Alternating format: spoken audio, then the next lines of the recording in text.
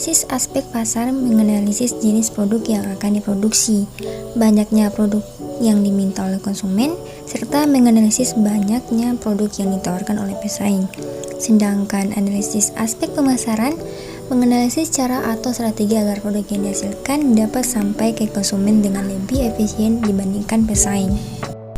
Selanjutnya, tujuan. Secara spesifik, analisis aspek pasar dan pemasaran dalam studi kelayakan bertujuan untuk yang pertama, menganalisis permintaan atas produk yang akan dihasilkan. Yang kedua, menganalisis penawaran atas produk sejenis. Yang ketiga, menganalisis ketersediaan tekanan atas pemasok faktor produksi yang dibutuhkan. Yang keempat, menganalisis ketepatan strategi pemasaran yang akan digunakan. Selanjutnya, strategi bauran pemasaran. Bauran pemasaran merupakan kombinasi dan 4 variabel yang merupakan inti dari sistem pemasaran yang akan dikendalikan oleh perusahaan. Variabel-variabel tersebut dapat dikelompokkan menjadi 4 kelompok utama, yaitu yang pertama produk.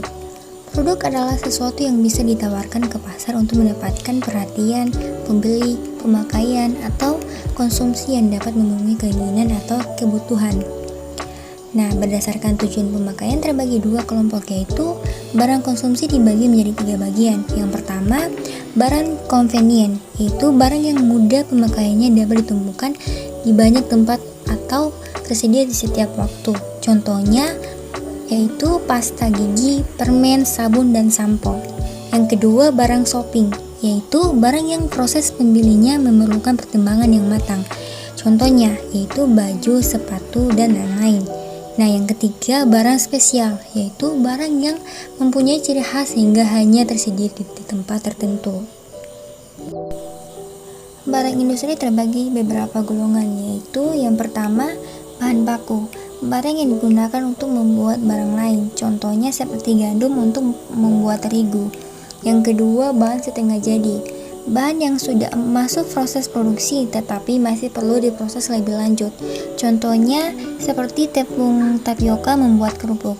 Dan yang ketiga, perlengkapan operasi, barang-barang yang digunakan untuk membantu kelancaran proses produksi maupun kegiatan lain yang ada dalam perusahaan, contohnya seperti pelumas untuk mesin dan lain-lain.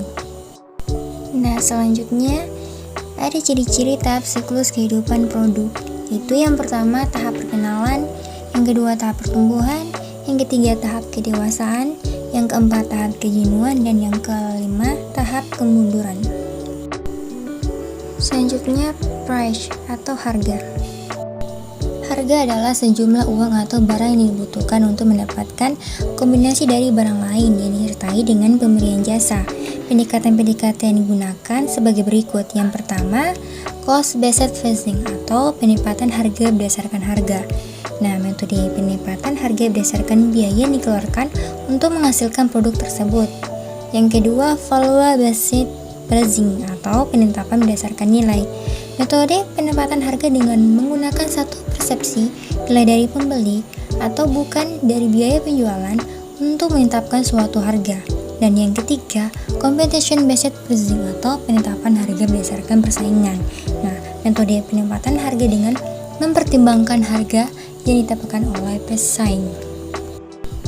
Selanjutnya, sumber data. Sumber data terbagi menjadi 2, yaitu data primer, berupa data tentang kesediaan masyarakat untuk menggunakan produk yang dihasilkan perusahaan, kondisi pasar, strategi pemasaran, dan peralatan yang diperlukan. Nah, yang kedua, data sekunder, berupa data literatur tentang pasar dan pemasaran, perkembangan harga, dan penjualan produk yang akan dihasilkan, dan penjualan produk komplementer atas produk yang dihasilkan. Kemudian, responden atau narasumber. Responden atau narasumber untuk menggali data yang berkaitan dengan aspek pasar dan pemasaran dalam studi kelayakan bisnis dapat diperoleh dari kelompok sebagai berikut. Itu yang pertama, masyarakat sebagai pasar sasaran, untuk memperoleh data tentang tanggapan dan kesediaan masyarakat dalam menggunakan produk yang akan dihasilkan perusahaan. Yang kedua, pelaku usaha sejenis, untuk mengetahui kondisi pasar produk yang akan dihasilkan.